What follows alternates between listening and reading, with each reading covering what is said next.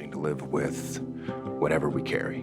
Centerstone is a one-of-a-kind place. And it was the best decision I ever made in my life. There's nothing holding me back anymore.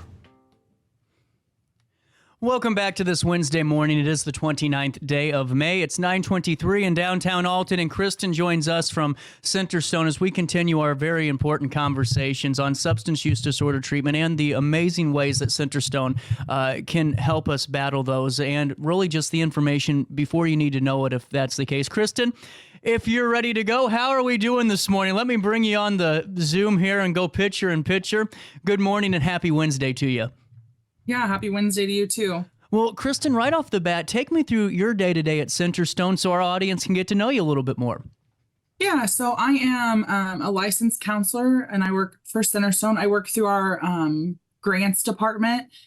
So the grant that I'm a coordinator for is called PYO Treat. So I know that we had previously talked about Youth and Family Tree. That was a 5-year grant that ended in March. And then this grant, PYO Treat, seamlessly took over. So it stands for Preventing Youth Overdose, Treatment, Recovery, Education, Awareness, and Training. And I started here in January. And, Kristin, I can only imagine how grants are crucial for, upholding Centerstone's mission because, folks at home, I don't think realize that this isn't, money's not, flowing in and you have to be able to secure those entities when they're available. And take us through, some of the work that you do day in and day out to make sure that you guys are, hitting those grants, making sure you're receiving them and doing the best you can to, put yourself out there to receive a potential grant too. Yeah, so luckily, Centerstone is part of like a larger, we're more than just in Illinois. We're in 5 states total and based out of Tennessee. And in Tennessee, they have a team that is full of professional grant writers, right? So they, my director helps to find grants and applies for them through SAMHSA. Which is, the substance use, the federal program that funds all these grants. And they apply for them and are usually pretty successful with obtaining them for the community. And to me, I just think it's really interesting to hear that portion of it, to see, how you guys are able to keep growing and keep adding these really innovative programs that help so many. And Kristin, since January, what have you noticed just being at Centerstone in these 5 months? So it's actually funny. I didn't mention this, but I've worked at Centerstone before. Nice. Yeah. So actually when it was, when it was Wellspring Resources, I worked there. I worked there for about 4 years. And then I took about a 4-year hiatus from Centerstone, went and did some different things. But since being back, it's such a positive culture. It's strange coming back like post-COVID, right? Yeah. So the office is open. They do in-person appointments. They do a lot of virtual things too, like this, and also sessions with clients. It's been great because it allows more people access to care. Yeah. So if previously you couldn't receive treatment because you didn't have a ride, you lived in a rural community, those barriers are no longer barriers because of things like virtual appointments and being able to employ people who maybe don't only live in like the upper Madison County area to provide services for people all over Illinois. Yeah.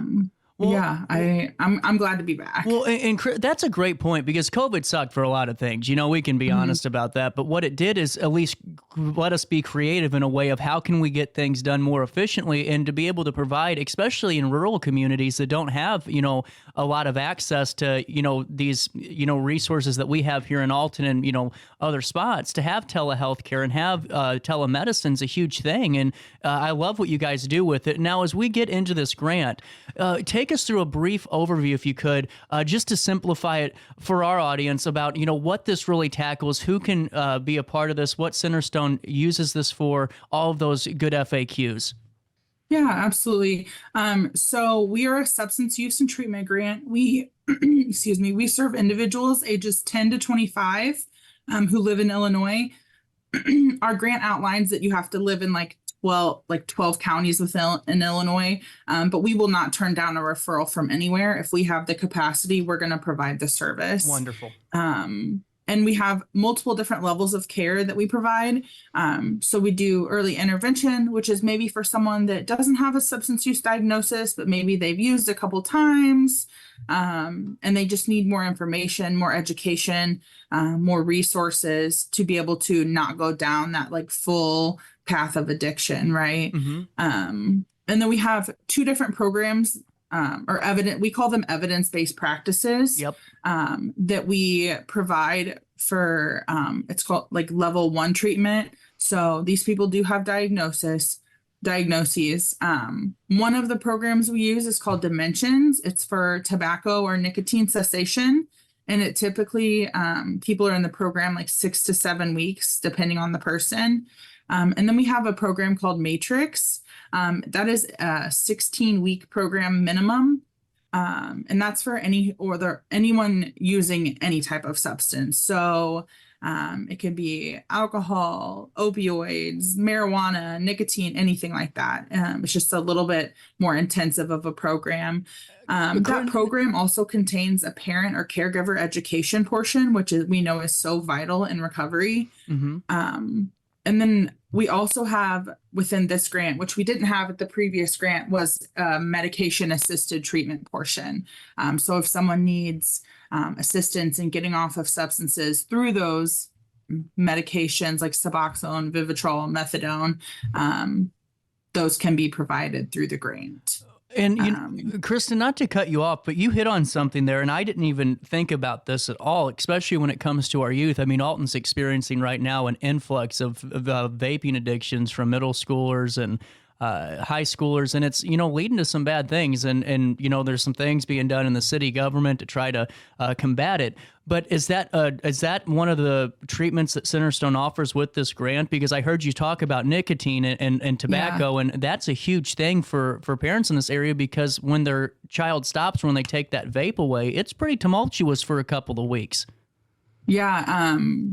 Addiction is real, right? And so vapes are unfortunately marketed towards the youth. I mean, it's no coincidence that they're colorful, they are small, they're bright, they have specific flavors, right? They taste like candy or fruit or whatever it may be.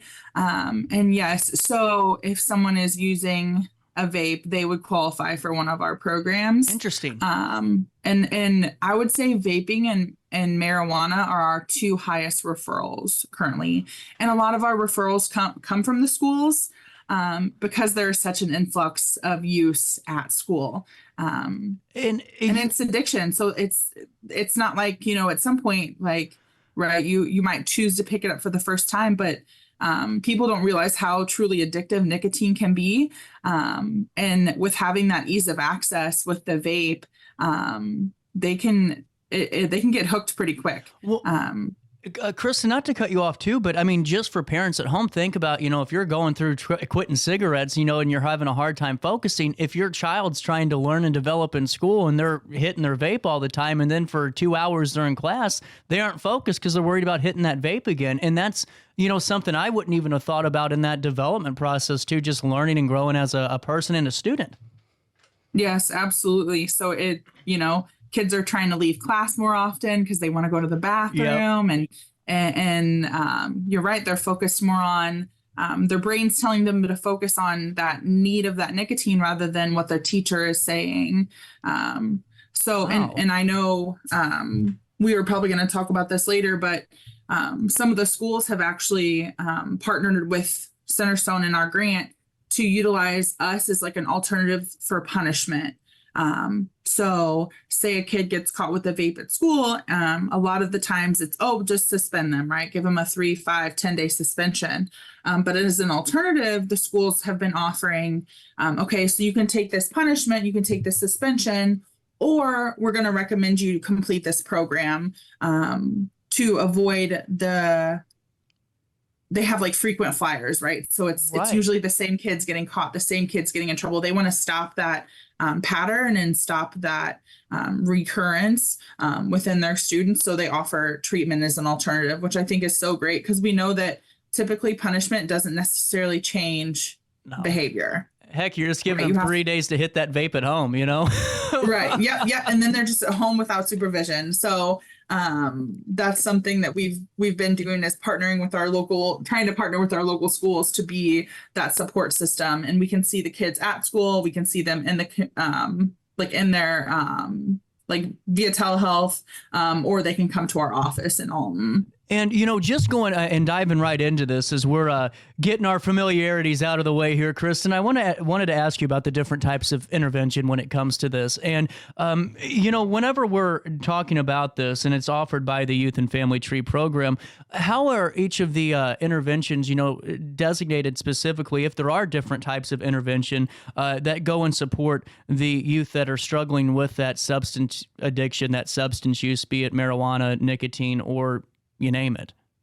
Yeah. So everyone starts with an assessment, and that assessment kind of is a deep dive into what's going on. And based off that assessment, the clinician will refer them to whatever program they think is most appropriate. Typically, more people are in our Matrix program than any other program, just because Matrix is meant for addiction in general, not a specific substance. It doesn't matter what substance you're using. Matrix delves in addiction in general, not substance specific things. Right. If that makes sense.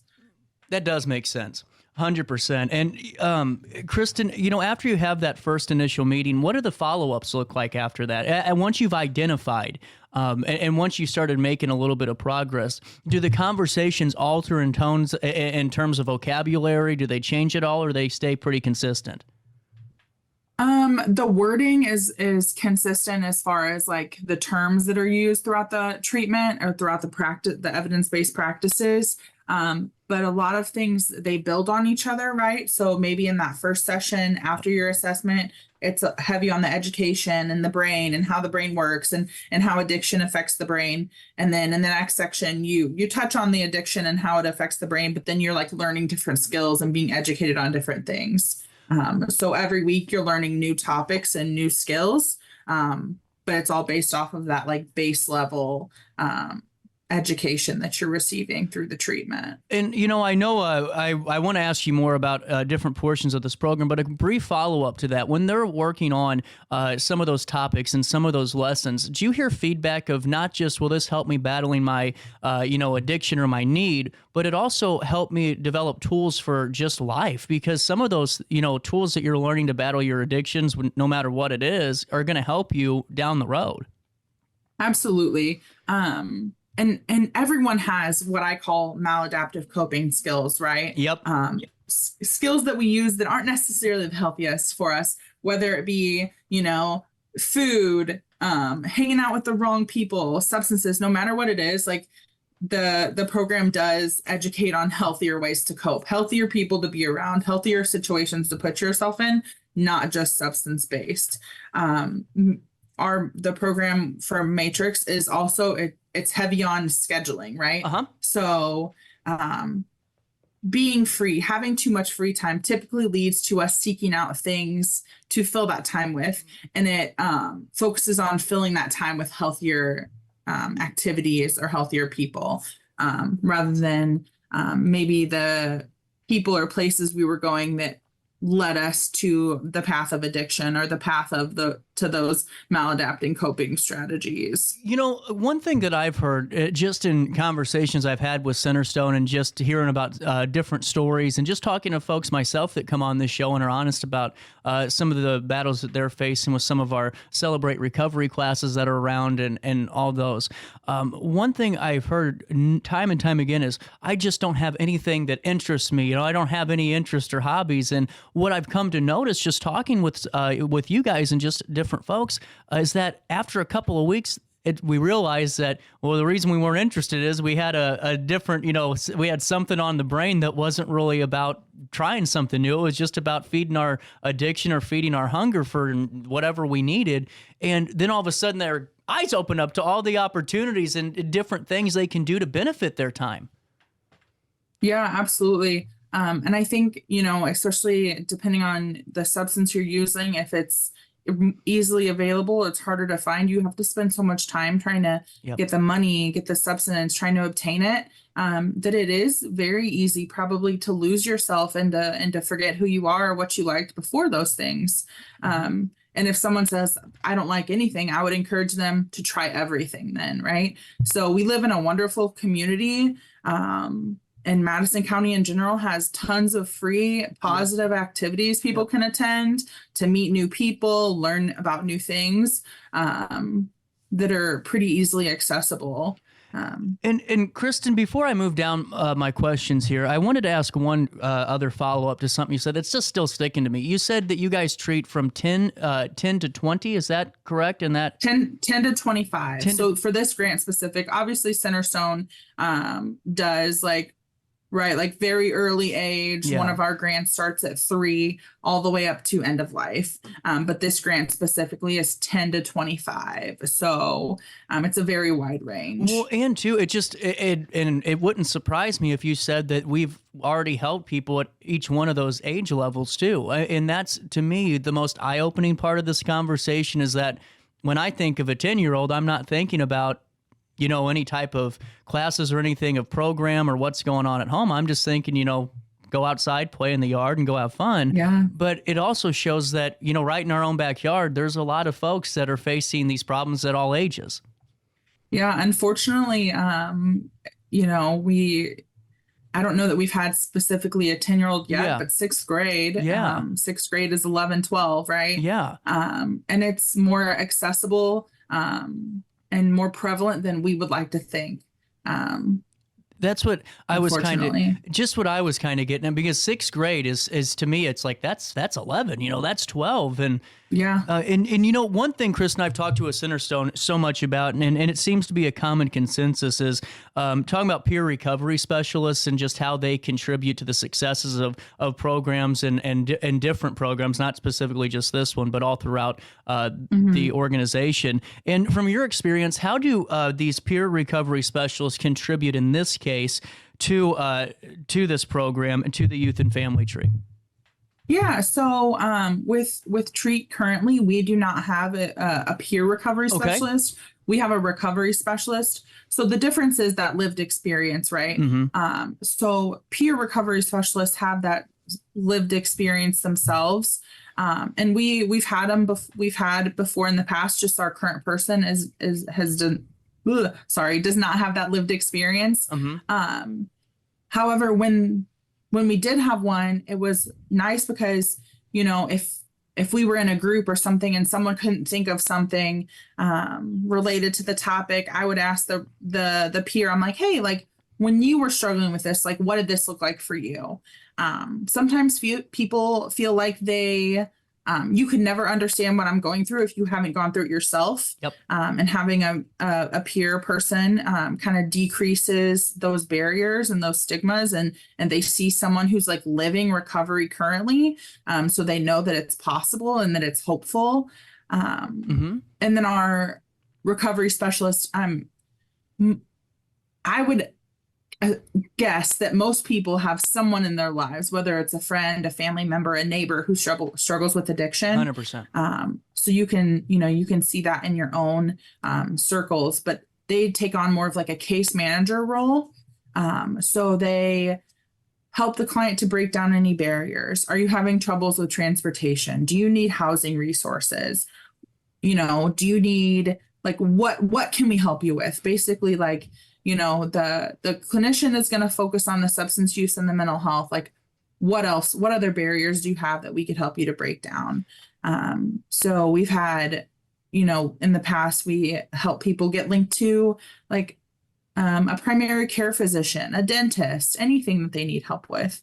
The recovery specialist can also kind of help the clients hone in on their skills, right? So they get a lot of education through the therapist, and the recovery specialist or a peer recovery specialist could also help further educate them and help them practice those skills to use to aid in their sobriety. Most recently, one of our clients who had some interesting and unique obstacles in their way they said, I want to get a job. I'm bored, and that is why I started using. I need to fill my time. So this RS helped them to navigate the system, help them to obtain a worker's permit so that they were able to try and find a job and have that permit in place ahead of time. That's really cool. I mean, and it just, I mean, just a taste of just that alone to me shows our audience, just like we have each and every time we talk, is just how important that just those additional support figures are, and really how much further that could lead to their care. And now, as we keep going forward here, and I gave you a list of questions and beat around the horn a long time here today, Kristin, but I'm really enjoying this conversation, because my thought is there's no better time to learn about this information than now, because you never know when you're going to need to know it. And, when we're talking about, youth, especially this program, 10 to 25, motivation and all of that can sometimes be a factor, because when I was younger, I didn't realize the importance of certain things. And not necessarily this program, but, you lose sight of the big picture pretty quickly. Are there any incentives for, milestones, progress being made, maybe even attendance in this program that you can fill us in on? Yeah. So, with incentives, so part of receiving a grant and federal funds, right, is that you have to have an evaluation team. So our evaluation team has incentivized their meetings with clients to help them attend those meetings. So our clients will meet with evaluation 3 to 4 times throughout their time. And 2 of those times after they meet with them, they can receive a gift card. So at the 3-month mark for evaluation, they receive a $10 gift card. And then at the 6-month mark, they receive a $20 gift card. And I said, like, aside from like working on their goals, achieving sobriety, all nice rewards, the gift cards are tangible, right? And we all like to be rewarded in tangible items. Well, they also, sorry, go ahead. No, don't let me cut you off, Kristin. I'm sorry. Sorry. No, you're good.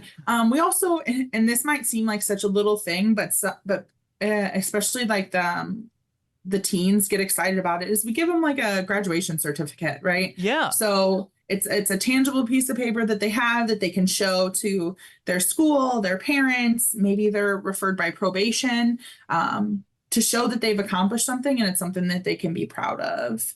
And also we had talked about the schools referring. So their incentive there is that they don't get the suspensions or the expulsions and things like that. One I've also heard, Kristin, just in previous chats with Centerstone, is that even just, celebrating just milestones in conversation can go a long way. Like, hey, I've noticed that you've really been taking this seriously, or you've been really hitting this you've been really hitting this task, each and every week, and just keep it up, or happy birthday, or, all of those little things that just kind of give you the extra bit of wind in your sail. And, as we keep moving down the gauntlet here, as we have a couple of minutes left, mental health and substance use, often go hand in hand together, Kristin. And how does the program address mental health disorders in conjunction with that substance use disorder that maybe they're experiencing?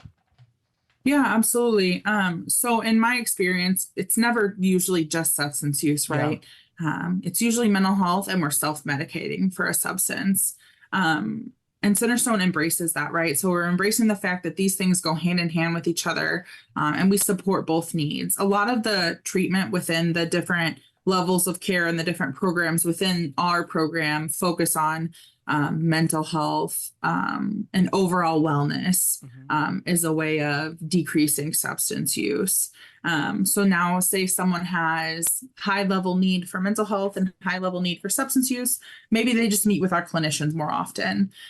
We have clients currently that will maybe do one full session, an hour a week for their mental health, and then the other session that week is focused on their substance use. We could try and meet the clients where they're at and whatever works best for them, but we definitely address both, because you can't just, it's like, you can't just address the substance use and not address the mental health, because then you have a higher chance of lapsing or of relapsing. Right. Yeah. So, well, and I think that's a good point too, because, especially in the journey. And, I know of this. You think, halfway through, like, oh man, everything's turned around and I'm good to go because I don't have the craving, or I'm not, withdrawing or having all of these needs or these urges, but you aren't fixing the mental health side of thing. And within 6 months, you're going right back down the path because of just that cycle. And it's really great to know that the program addresses both of those. Now, one final one for you, Kristin. What kind of support and education does the program offer to the families and loved ones of the participants? Because so many times we talk about the individual going through that battle of a lifetime, but what we don't talk about is that family that sometimes is there, especially when it's youth, that are with them, around them on this battle, their friends, that village. Is there any opportunities for them to learn too? Yeah, and you said the word, right? Village. It takes a village. So, it definitely, as I had mentioned at the very beginning, there's a parent education and support portion to the program. If there is higher need, our case manager or our clinician can provide that education to the parent. What we often see is, and it's not always super effective, is punishment, right? Punishment is a form of trying to get people to stop using substances. But typically punishing kind of like pushes people away. It has them building up walls and barriers to receiving treatment. It cuts off that communication. It decreases trust within the client. So we try to support and educate and find a middle ground that works for both like the family and the client. And alternative perspectives to treatment and to facing substance use. Because we know it is in its own mental health issue. Uh-huh. So we educate them on the science of addiction, how the brain works, and also like provide outside resources as needed, such as like your Al-Anons and things like that. Is it important for let's just talk youth specifically before I let you go? And this is something I just thought of just by, hearing you answer that question. Is there a moment to where let's say the parents of a teenager that is going through maybe a marijuana addiction, or, they're going through maybe a nicotine marijuana and they're taking Adderall at, high school because that is, to get through tests and get SAT scores or whatever you're doing. Is there ever a moment to where the parent goes, you talk to the parent and go, listen, some of this does start at home and there's there could have been a home life balance that wasn't appropriate and that leads to certain things. But how important is it to realize you can't just put it all on one person. This didn't start because of, cousin Joe down the road. It was a combination of things. Or does it start from one person, and does there need to be accountability at that level? Oh man, that is such a hard question because I feel like it's different for every person, right? So you have to look at genetic factors. Are you genetically predisposed to addiction? Do you have family members in your life that have addiction issues? Do you hang out with a group of friends that all use? Are you the friend that introduced it to people? I think you have to look at every part of life, every part of that person, and kind of figure out like the where and the why it happened and how it happened. And you can talk about that, but also you have to have a plan moving forward. So like, if I can't change my situation, I can't change the people I'm going to be around, what am I willing to change about myself so that I don't go down that path again? It is an interesting situation with marijuana being legal in our state, that sometimes the parents of our clients use. And it's really hard to get youth to understand that just because it's legal doesn't mean it's legal for you or that it's a good thing for you, right? We know that alcohol can be a very nasty thing for a lot of people, and it leads down a bad path and affects people at all stages of their life. So just because things are legal doesn't mean they're healthy or good for you.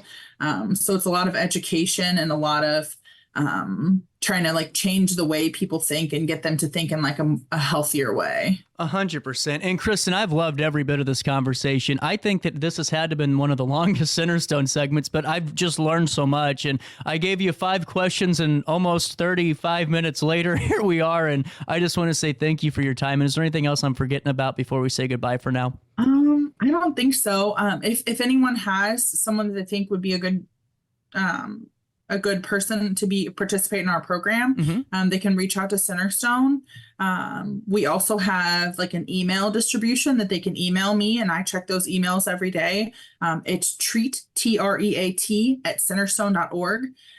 If anyone has any questions, I'm more than willing to answer any questions or help anyone navigate through whatever it is they need support with. Absolutely. And Kristin, thank you so much again for your time, and really just appreciate all the great work that you guys do at Centerstone. And we'll talk again soon. All right. Thanks so much. It was nice to meet you. Nice to meet you too. At 9:53, a quick break. We come back. Daily Show hits you right after this in the heart of the 618.